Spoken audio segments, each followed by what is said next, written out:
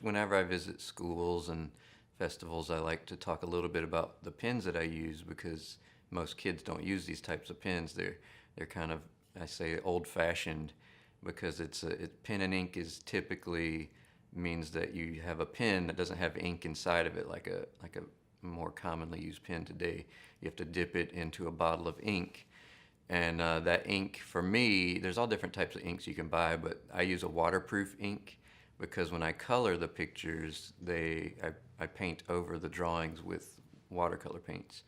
But so yeah, I use different pens that have different points in them that you can take in and out of the sort of holder, and those are called nibs. So there's different nibs that have different flexibilities, and some can draw, very thin lines that can open up to become very thick lines, and some that aren't as flexible, and there's some that aren't as sharp, so that they don't catch in the paper surface.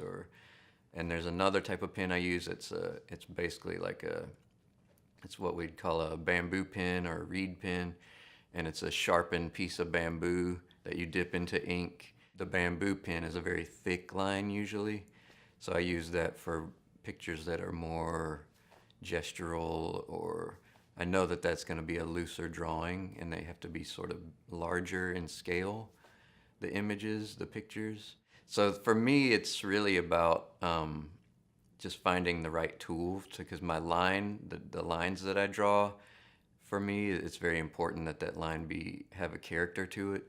There's some artists that really love a very clear, clean, consistent line.